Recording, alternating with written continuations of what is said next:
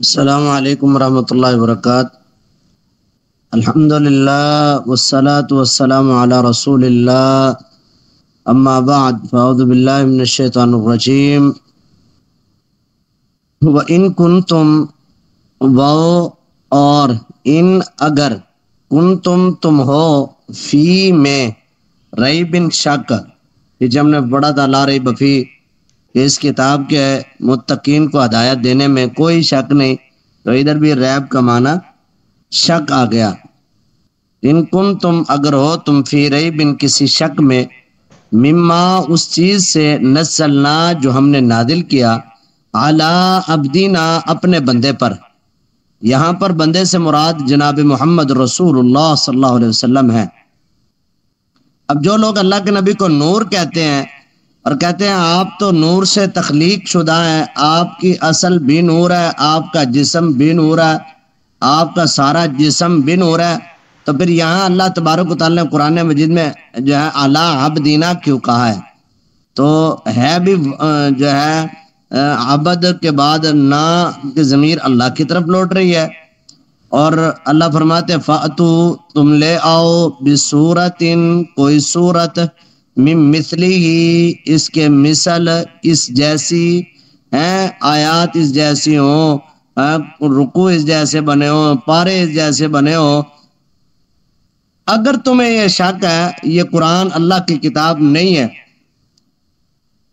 تم قرآن کے حقیقی کتاب ہونے کے بارے میں اگر تم شک میں ملوث ہو، تو پھر تمہارا کام یہ ہے فاتو بصورت من مثلی، ایک صورت تو لے آؤ، جو ایک صورت ایسی ہو کہ جس صورت کے اندر جو ہے قرآن مجید کے جیسی کوئی کتاب ہو، کوئی الفاظ موجود ہو، آیات کا وہ ربط ہو، انداز ہو، وہ تربیت ہو، وہ چیزیں موجود ہو۔ لیکن کیسے لا سکتے ہیں؟ کیونکہ ان کے اندر اتنی طاقت ہی نہیں ہے۔ اچھا، مشرک کی سب سے بڑی اللہ تبارک و تعالیٰ سزا یہ دیتا ہے کہ اس کی عقل ختم ہو جاتی ہے، اس کے سوچنے سمجھنے کی صلاحیت بند ہو جاتی ہے۔ اب یہ مشرکین مکہ اکٹھے ہوئے، جمع ہو کر جو ہے آپس میں جمع ہو کر بیٹھ گئے، کہا یار کچھ نہ کچھ تو ہم قرآن کے مقابلے میں تیار تو کریں۔ اب چیلنج آ گیا، انہوں نے اس چیلنج کو قبول کر لیا، اور کیا کیا تیار؟ کہتے ہیں الفیل ملفیل وما ادراک ملفیل لہو ذنب طویل۔ آپ حیران ہو جائیں گے کہ اس کا ترجمہ کیا ہے۔ کہتے ہیں ہاتھی، تمہیں کیا پتا یہ ہاتھی کیا ہے؟ اب کون ہے ایسا جسے ہاتھی نہیں پتا؟ کہتے ہیں الفیل ملفیل، ہاتھی تمہیں کیا پتا یہ ہاتھی کیا ہے؟ مطلب کوئی دنیا کا ایسا بندہ ہے جسے ہاتھی کا نہیں پتا ہاتھی کیا؟ اچھا، کہتے ہیں وما ادراک ملفیل، کہ تمہیں کیا پتا وہ ہاتھی کیا ہے؟ لہو ذنب طویل، کہ اس کی ایک لمبی سونڈ ہوتی ہے۔ بے وقوف کیسے لوگ قرآن مجید کا مقابلہ کرنے کے لیے یہ دیکھیں آیتیں کس طرح بناتے ہیں۔ اللہ فرماتے ہیں فَأْتُوا بِصُورَةٍ تم لے آؤ کوئی ایک صورت، ایک جگہ کیا فَأْتُوا بِصُورَةٍ مِّن مِثْلِهِ اس کی مثل کوئی صورت لے آؤ، وَادْعُوا اور بلا لو، شُهَدَاءَكُمْ اپنے گواہوں کو، جو تیرے گواہ ہیں، تمہارے پیر ہیں، مرید ہیں، پہنچے سرکاریں ہیں، اعلیٰ ہستی ہیں، ان سب کو جمع کر لو، من دون اللہ اللہ کے علاوہ، جن کو تم حاجت روا مشکل کشا سمجھتے ہو، جن کو بکرے کھلاتے ہو، جن کو چھترے کھلاتے ہو، اور جن کے ساتھ تم ہر طرح کی خیر خواہی کرتے ہو، یہ جی پہنچی ہستی ہیں۔ اللہ فرماتے ان سب کو بلا لو، اگر کنتم تم ہو صادقین سچے ہو، اگر تم سچے ہو تو پھر آ جاؤ مقابلے کے اندر، قرآن کا مقابلہ کرو۔ وَادْعُوا شُهَدَاءَكُمْ اپنے گواہوں کو بلا لو، اپنے ملاؤں کو بلا لو، اپنے پیروں کو بلا لو، اپنی پہنچی ہستیوں کو بلا لو۔ اس لیے میں کہا کرتا ہوں اگر قرآن کا ترجمہ صحیح پڑھنا شروع کر دیں تو اللہ آپ کو توحید پرست بنا دے گا، اور شرک کی لعنت سے اللہ بچا لے گا۔ اصل وجہ یہ ہے ہم لوگ شرک میں اس لیے جا رہے ہیں کیونکہ قرآن مجید ترجمے کے ساتھ آتا ہی نہیں۔ اب یہ دیکھو کتنا بڑا دعویٰ ہے کتاب اللہ کے بارے میں، قرآن مجید کے بارے میں، فرقان حمید کے بارے میں، اللہ کی نازل شدہ کتاب کے بارے میں اللہ نے کتنا دعویٰ کیا، فاتو بسورۃ، ایک سورت لے آؤ۔ اب ایک سورت کتنی بڑی ہوتی ہے، دیکھ کے سنیں ذرا کتنی بڑی سورت ہوتی ہے۔ اعوذ باللہ من الشیطان الرجیم، بسم اللہ الرحمن الرحیم، انا اعطیناک الکوثر فصل لربک وانحر ان شانئک هو الابتر۔ یہ 3 آیات ہیں۔ اللہ تعالیٰ فرماتے ہیں پوری دنیا کے کافر جمع ہو کر میرے قرآن مجید کی اس 3 آیتوں جیسی کوئی صورت تو بنا کر لاؤ۔ چھوٹی سے چھوٹی، سب سے چھوٹی صورت یہی سورۃ الکوثر ہے۔ اس سورۃ الکوثر کے مقابلے میں کوئی صورت تو بنا کر لاؤ، نہیں لا سکتے، ان کے اندر اتنی جرات ہی نہیں ہے۔ یہ سب لوگ جہنم کا ایندھن ہے، جو قرآن کے خلاف جائے، اللہ کے خلاف جائے، مشرکوں کے پیچھے چلے، اپنی امیدیں مشرکوں کے ساتھ وابستہ رکھے اور کہے یہ ہمیں بیڑی پار کروا دیں گے، یہ ہمیں بیڑی جو ہے نا ہماری تار دیں گے۔ لیکن یاد رکھ لو، ان کنتم صادقین، اگر تم سچے ہو۔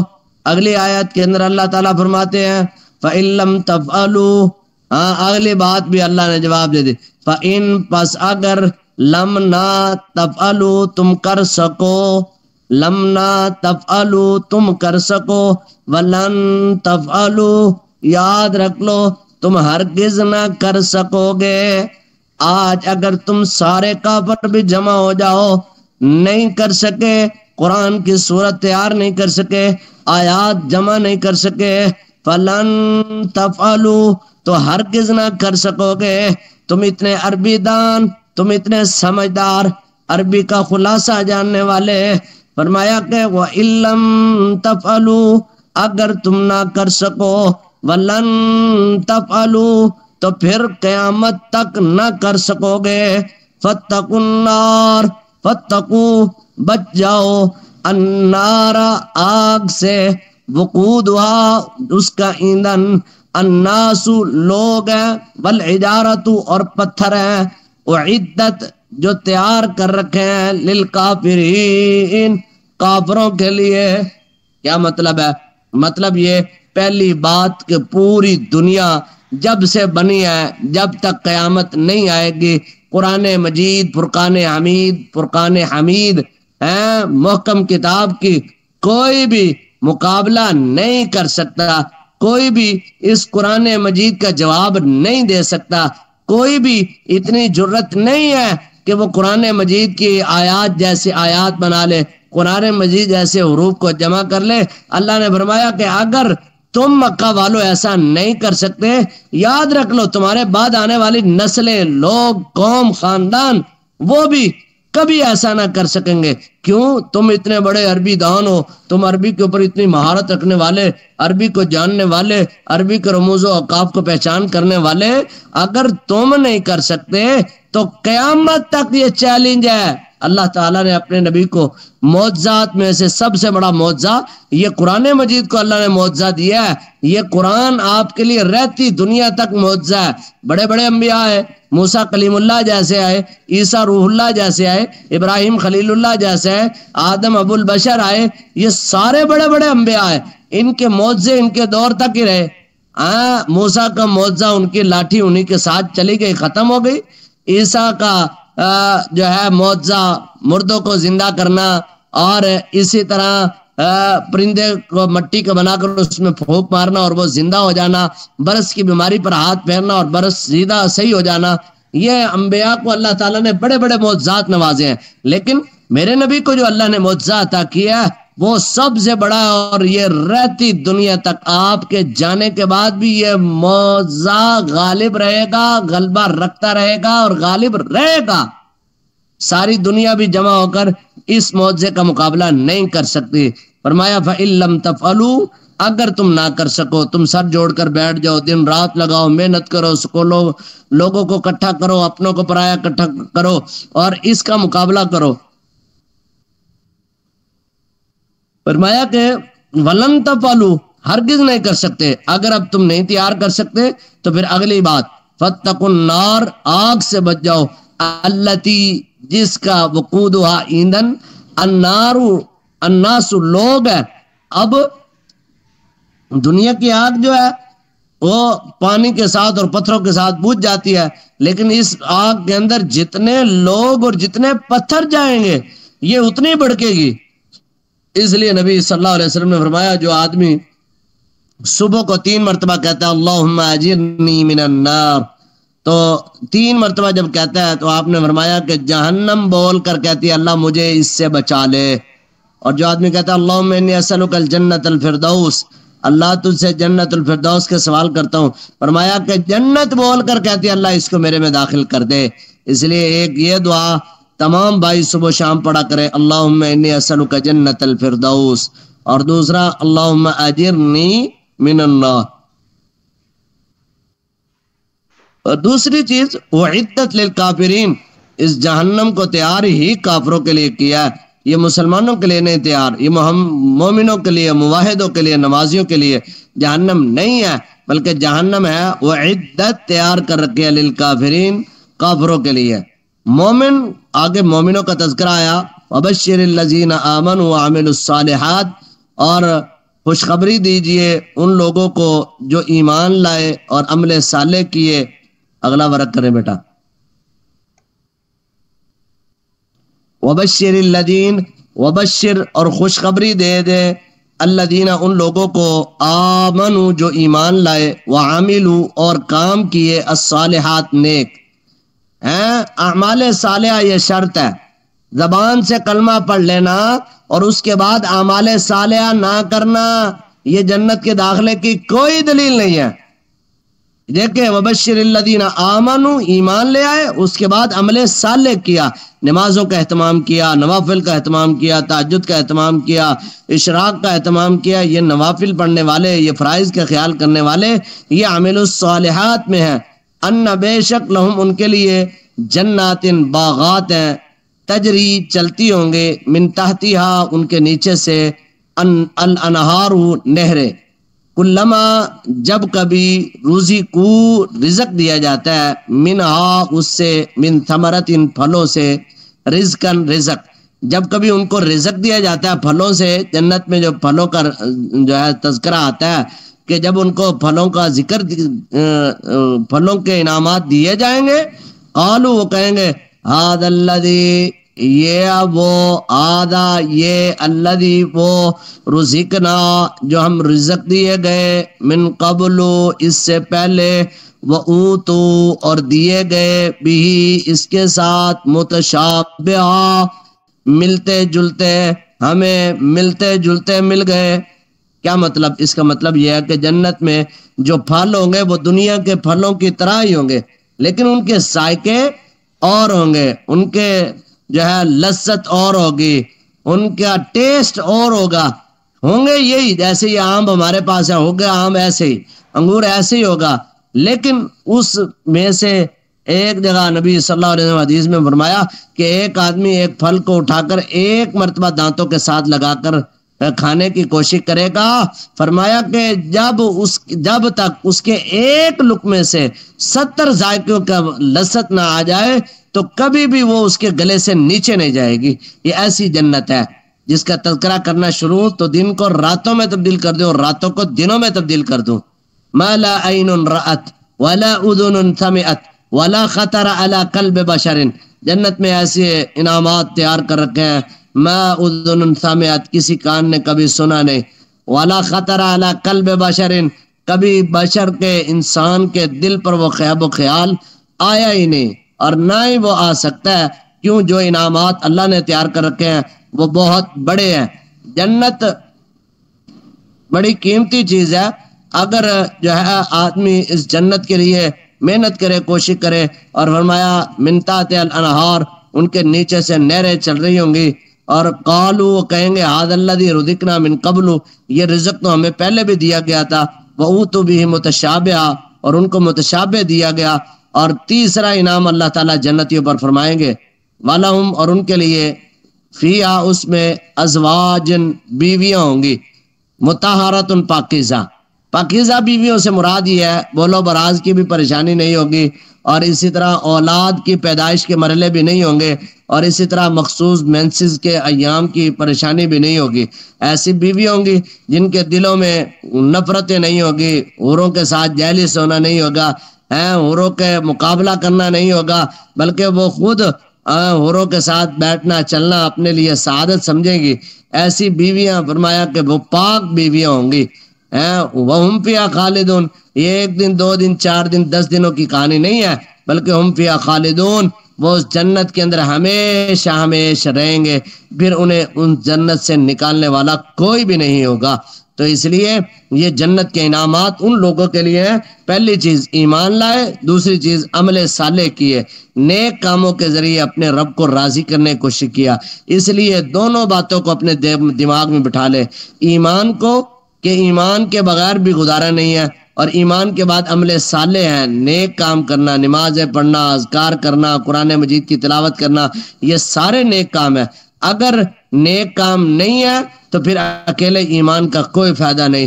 جیسا کہ نبی صلی اللہ علیہ وسلم کو جب اللہ نے حکم دیا قرآن مجید کے اندر وَأَنذِرْ عَشِيرَتَكَ الْأَقْرَبِينَ، اپنے قریبی رشتہ داروں کو جہنم کی آگ سے ڈرائیے، تو آپ نے ایک ایک کا نام لے کر کہا یا صفیۃ امت رسول اللہ لا تغنی عنک من اللہ شیئا، اے میری پھپھو صفیہ اپنے آپ کو جہنم کی آگ سے بچا لے، میں تجھے اللہ کے عذابوں سے نہیں بچا سکتا۔ اور پھر فرمایا یا فاطمہ بنت محمد، اے فاطمہ بنت محمد سلینی من مال ما شئت، جو تجھے چاہیے مانگ لے، لا اغنی عنک من اللہ شیئا، میں تجھے اللہ سے کچھ بھی نہیں بچا سکتا۔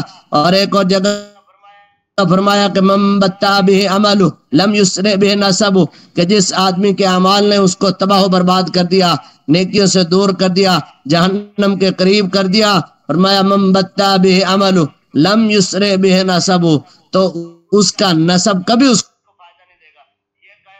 کو فائدہ نہیں دے گا۔ یہ کہے میں رانا ہوں، میں ارائی ہوں، میں ملک ہوں، میں تیلی ہوں، تو اس کی یہ قومیں یہیں زمین پر رہ جائیں گی، خاک سے پیدا ہوا خاک میں مل جائے گا۔ اس لیے اعمال صالحہ پر محنت کرنی چاہیے۔ اور فرمایا ان لہم جنات تجری، اللہ نے ان کے لیے باغات تیار کر رکھے ہیں۔ جی حدیث کا سبق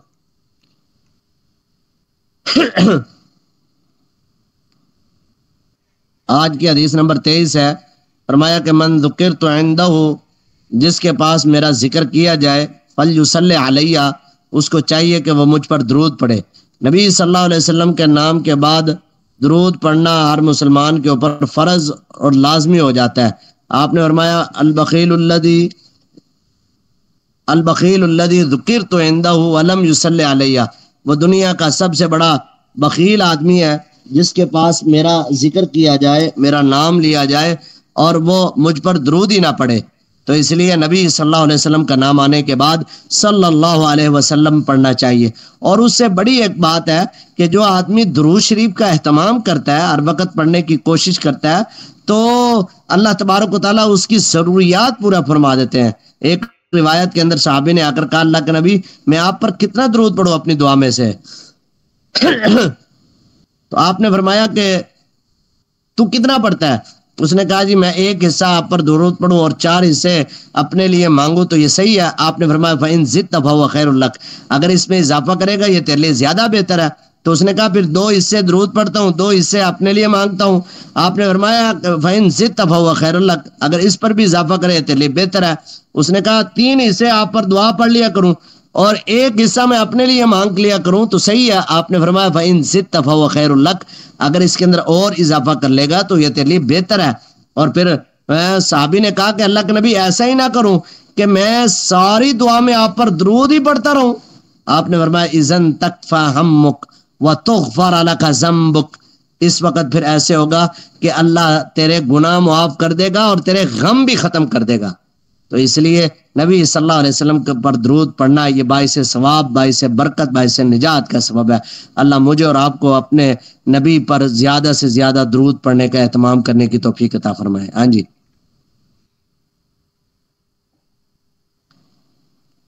اچھا ہم نے پڑھا تھا ما ہاذا کا بیان پڑھا تھا، ہاذا سے مراد یہ ہے اگر کسی چیز کے بارے میں پوچھنا ہے تو پہلے سوال ہے ما ہاذا، یہ کیا ہے؟ حاضہ کا حاضہ ہی آئے گا. تو مطبخ کہتے ہیں باورچی خانے کو. مطبخ جہاں پر روٹیاں وغیرہ اور سالن وغیرہ پکایا جاتا ہے اس کو کہتے ہیں مطبخ. حاضہ مطبخن، یہ باورچی خانہ ہے. اور پھر اس نے پوچھا ما حاضہ یہ کیا ہے؟ یہ فریج تھا. تو اس نے کہا ہادی ثلاجتن. آخر میں گول تا آ رہی ہو تو پھر احاظی ہی آئے گا. اگر گول تا نہ ہو تو پھر یہ مذکر کا لفظ ہوگا. پوچھا کہ ما حاضہ یہ کیا ہے؟ اس نے کہا ہادی ملعقہ، یہ چمچ ہے. پھر اس نے پوچھا ما حاضہ یہ کیا؟ کہتا ہادی شوکتن، یہ کانٹا ہے. اور اسی طرح کہا ما حاضہ یہ کیا ہے؟ اس نے کہا حاضہ سکین، یہ چھری ہے. پوچھا ما حاضہ یہ کیا ہے؟ کہا حاضہ موقدن، یہ چولہا ہے جلانے والا. تو اس لیے یہ چار لفظ اس کا استعمال بھی کریں اور اس کو یاد بھی کر کے ہیں. اگر کسی بھائی کا کوئی سوال ہے تو پوچھ لیں.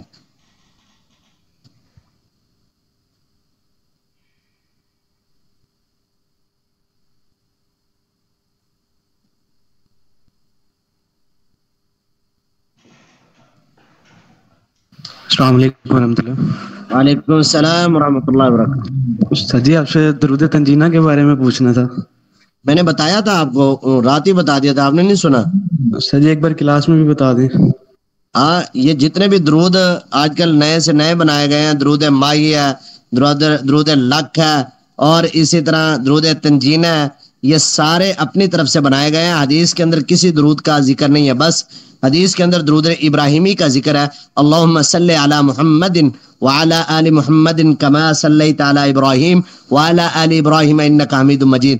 باقی جو درود بنائے گئے ہیں اپنی طرف سے بنانے کی کوشش کرتے ہیں اور پڑھنے کی کوشش کرتے ہیں، تو یہ سارے کے سارے اپنی طرف سے بنائے گئے ہیں، وہ قرآن اور حدیث میں موجود نہیں. جس درود کا ذکر قرآن میں یا حدیث میں نہیں آتا تو وہ درود پڑھنے کا ثواب نہیں ہے.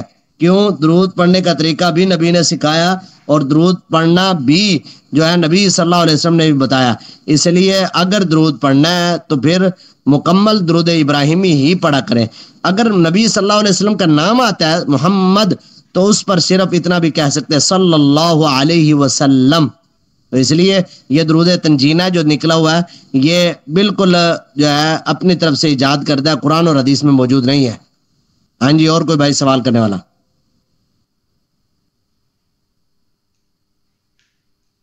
دین کے حوالے سے رہنمائی لیا کریں، پوچھا کریں. اللہ کے بندو سوال تیار کر کے آیا کریں. پہلے بھی میں نے آپ کو کہا کہ آپ لوگ سوال تیار کر کے آیا کریں. دینی حوالے سے جو ہے کوشش کیا کریں. جو آدمی دین حاصل کرنے کے لیے کوشش کرتا ہے اللہ تعالیٰ اس کے لیے دین کے لیے اس کا سینہ کھول دیتے ہیں.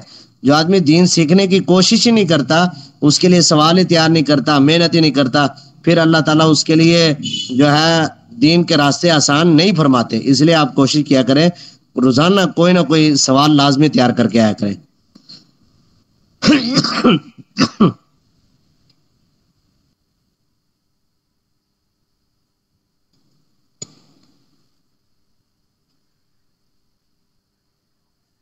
جی بھائی جان.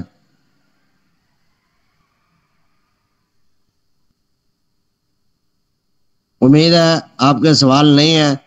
اللہ تعالیٰ آپ کو برکت دے. اور یہ جو سبق روزانہ آپ کو بتایا سنایا جاتا ہے اس کو آپ یوٹیوب سے لنک سے ایک دفعہ لازمی سنا کریں اور یاد کر کے پڑھ کے پھر کلاس میں آیا کریں، تاکہ پچھلا یاد ہوگا تو اگلا سمجھ آئے گا. اگر پچھلا ہی نہیں یاد ہوگا تو اگلا کبھی بھی نہیں سمجھ آئے گا.